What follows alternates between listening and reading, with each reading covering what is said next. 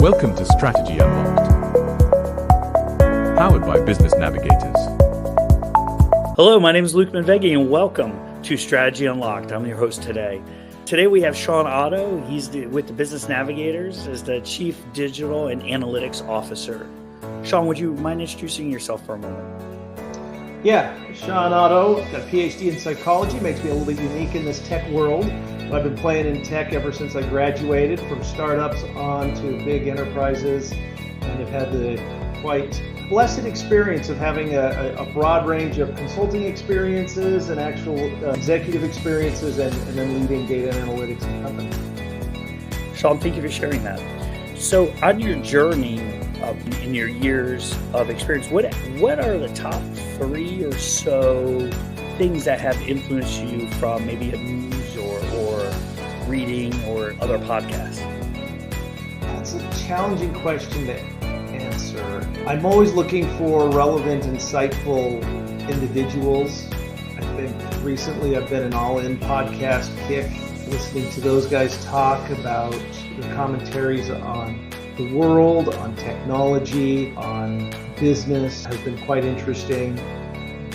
I read a lot of different things. There's not one particular thing, and it ranges from pieces in people's thoughts around technology all the way to business reading, to light reading in the world of novels, I would say fantasy novels, keeping up with my kids on the things that they enjoy reading too. Well, thank you for sharing that. So today we're going to talk about artificial intelligence. And in artificial intelligence, hopefully we're going to talk more about agents and bots and maybe some things that entrepreneurs can use as they navigate their business ventures, and maybe to even help them unlock their strategy. So with that said, Sean, what are some of the trends in the artificial intelligence or AI world today that you're listening to or reading about or take a higher interest in? I would have to say there's 2 distinct trends. One, the world is around this space is changing very fast. And 2, the second trend is nobody's catching up. And what I mean by that is with generative AI, and I'll also use the term LLMs, but generative AI has enabled us to put human-like reasoning into a system. And it really hasn't changed since we originally came up with a regression line that we all learn about in our Intro to Stats course. It's pretty much the same thing. I have a set of parameters, I give it some data, and out comes an answer. That's all probabilistic, or what we also refer to as stochastic. Now, LLMs and generative AI is all probabilistic. There's never a definitive, repeatable answer. It's not like gravity. Sometimes things will go up, down, left, right. So we have to expect that because that's just the nature of what we've built. But what it enables us to do is code 40% faster. Validate that code 65% faster. And when you're able to code faster, get rid of that bottleneck, now you open up avenues to scale that you didn't think it was possible. So previously you said I may have needed somebody to create a marketing plan for me. Well, I would recommend you still have somebody with good marketing experience to review a plan. But what this does is get you 80% the way there. And the models are intelligent enough at this point, and I use intelligence very lightly, all right? It's intelligence similar. They have what we call reasoning. It's going to go through a thought process and a thinking process, because that's how we've created it to do it. But if you go back to AI, it works because we have 1 billion records of what the outcome should be. And because we have all this experience of what the outcome should be, we can train it so that we say, if A, then B, then C. All right, every now and then it might go D or Q. All right, that's okay. It's an outcome of the system. It's not a hallucination. It's an expectation that it's not going to be 100% accurate. So coming into it with the right mindset that it's going to get me directionally there is extremely important. But on that flip side of the acceleration of what we're able to do from a tooling perspective, because it's accelerating programming, people's ability to comprehend or think about what it's doing is quite challenging. And we're not able to keep up with it. And if you go back to a philosopher, Soren Kierkegaard, we can understand life when we're able to take a pause. and reflect on what's going on. And that's really difficult because so many things are going on, so much information, so many ideas are out there. And I see some people just kind of shutting down and turtling. Other people are trying to dig in and do their best. And that may be a personality quirk between individuals too. But a trend in the AI world that you're talking about that I see that's important is things are changing. How do we get into it? And that's a good conversation. But at the same time, that conversation leads to, it's moving so fast, I don't know what to do. So Sean, just a couple points. So just for the audience, LLM is learning language. A large language model. Oh, large language model. Thank you. Oh, my brain. So large language model. Thank you. And then in addition to that, are data scientists needed anymore? Do you think they're needed? If I could go to Copilot or leverage one of these other ChatGPT based LLM and we can have it do it for us, are they still needed? Yes, programmers are really needed. People doing things will be needed. We need people with skills. Right. I think there have been lots of innovations in a construction industry, but we still have people putting houses together. Okay, the tools to do the work may have changed, but the work is not changing. Computer programmer, even a data scientist today may spend 80% less time writing code. They may spend more of that time analyzing the output and making sure that it's valid, talking with the business partner better to understand that the value that's being created is there.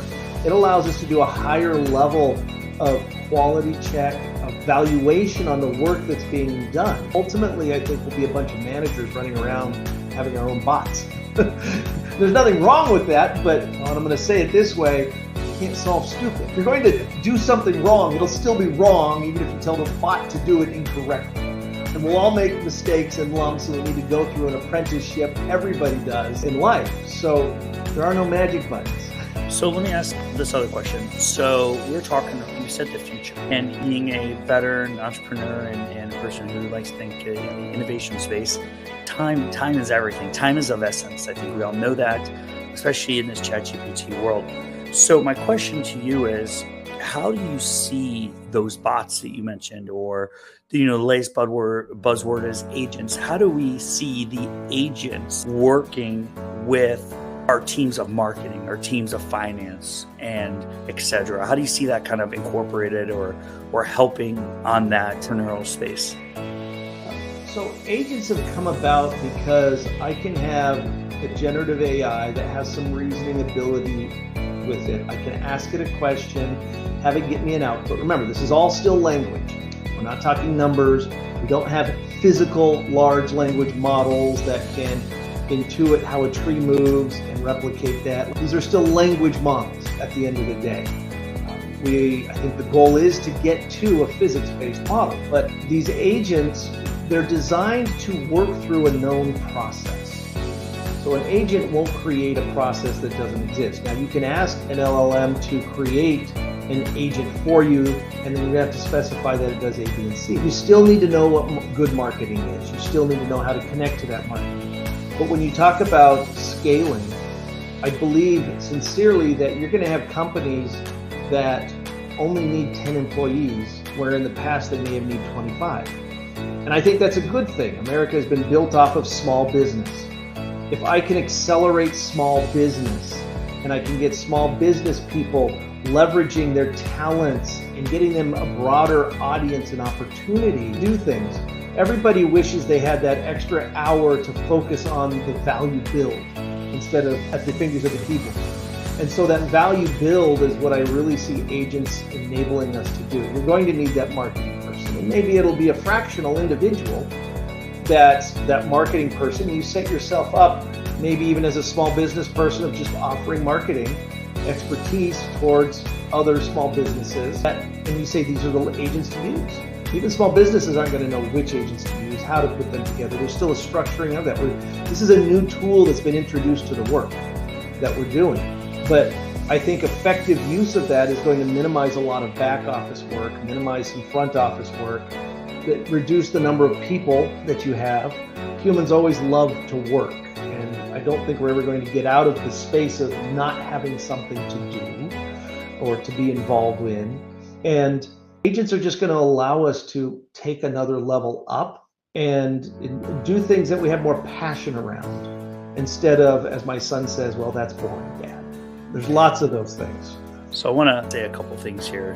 So one, I was listening to a podcast the other day myself, and they were talking about how the workforce is going to change from just being you said, a person with 25 people in the back office to maybe 10 and various agents, just as you said. But they also said, and maybe one day I'll just go to one person with maybe 50 agents. So there is going to be a transformation. I think to your point, though, is if you can get in sooner and you can learn more about the LLM, you can learn more about the data science, you can learn more about the analytics involved, you can learn more about really what goes into it. It'll make you a better business navigator. It'll help you unlock your strategy to the next level. I think that has to start, that learning, that discovery has to start up front. And it has to start up front from a perspective of being not afraid of breaking the machine, being not afraid of making a mistake. And I think a lot of entrepreneurs, that's their big fear, is making a mistake. Because if you make that mistake, you're like, how do I recover? Simply roll up your sleeves and learn how to do it again. This time better. That's just my 2 cents, Sean. I'm learning every day here. And I'm grateful for folks like you who are teaching me always with open arms. So I do have another follow-up question for you. So as we navigate this space, I think there's a perspective. As a person who recently was laid off, I think there's a perspective of, I could have taken it and I could have said, throw my arms up, or I could have said, hey, what am I going to do? But after serving our country for over 23 years, being in everything from firefights to help setting theater and doing theater logistics globally, and traveling and traversing over 40 different nations, many of them not as great or as sophisticated as US, I've learned something called resilience. And I think in entrepreneurship or going through this, we have to exercise resilience. And I think by leveraging this data, leveraging innovation, I think it can make us more resilient. So I would love if you could just talk for a second on any other AI trends or any other thoughts you have for AI that perhaps can help folks who are in my situation, who maybe lost their job to maybe something like this, but can make us a better entrepreneur going forward. If you don't mind sharing anything along those terms. I don't necessarily know if it's an AI trend. Work will always be there. The tools that we use to do the work, I think, is where the struggle is. And I look at more senior individuals in the world today and say, this is the most amazing opportunity that you have. And I'll use programmers, for example. Senior programmers are slower than junior programmers. That's just how it is. But that doesn't mean a senior programmer doesn't bring an added level of value that they've gotten through experience over time. Generative AI can now make a senior developer just as fast as a junior developer, if not faster. I think there needs to be the switch in people's mindset that says, this is an accelerator for me. I can now add more value to a business because I am a senior level individual. A senior can be anybody who's already been in the business world for 10 years, right? I understand that China basically says anybody over the age of 35 is retired because they believe that anybody over 35 is too old to keep up with the pace of change. And I disagree with that. I really do. Generative AI and the tools that are coming out allows a single individual who knows the whole ecosystem of what's going on, whereas the college entrant doesn't. Like those more senior individuals, tenured people, perhaps that's a better word to use, they're going to be able to take advantage of what's going on. I see lots of opportunity for growth in the business world of America because of that. And I think getting rid of the opportunities that have prevented small businesses from accelerating now allows them to accelerate faster because they've got quick tools at their hands. And to your point, Luke, failure, it's a failure forward mentality right now. I can try this. I can spin up a website in 2 hours. I don't like it. I spin up another one. I can test it. Like tools that people had to have at large companies that took hundreds of millions of dollars to put together now are at your fingertips. This is really an amazing time to be in the business world. And I think there's more people that need to get behind the enthusiasm of what they can do instead of be myopic of this is what I did yesterday. And unfortunately, we gravitate towards titles. This is what I am, this is what I'm not. I think we need to go back to the parable or the little story of you've got 3 different bricklayers and somebody goes up to him, what are you doing? And the first one's like, I'm making bricks. The other one's like, I'm just building a building. And the next one's like, hey, I'm building a cathedral. We've got to have some vision on this. There may be some mundane work, but if I have a robot laying the bricks, doing the mudding, I got to think about the cathedral more. What's it going to do? Where's it going? How do I create value in other people's lives? And that's really what we're at. Sean, that's amazing perspective. And I really appreciate you taking the time today, coming out here, really working with us and really helping not just us here, but also our extended audience, our veterans, and of course, all of the business navigators are listening to learn how to unlock their strategy. With that said, Sean, is there anything you want to share about any other business ventures, anything on the plate you want to share, or anything on the horizon for business navigators you just want to share out there with the audience? If you have questions, please ask. It's a new space. It's novel for a variety of people. Come ask. I think you will find that there will be some enlightenment behind that. And I hope there is. And if you're struggling with how to change your mind, let's ideate on it. Sometimes you need a sounding board. And also somebody to be a little contrarian. And sometimes we have too many people to say, yes, that's great. We need people to say, no, have you thought about this? We're happy to come in and help drive a little contrarian view and help push you to that next level that you want to be at. Perfect. Thank you, Sean. I appreciate it. Hey, for those listening, if you have any other questions you want to ask them, please follow us at the Business Navigators and thebusinessnavigators.com and ask your questions there. And we look forward to seeing you at our next podcast. Thank you. Please like, follow, subscribe, and share. Need a top-notch business consulting firm? Book a free consultation.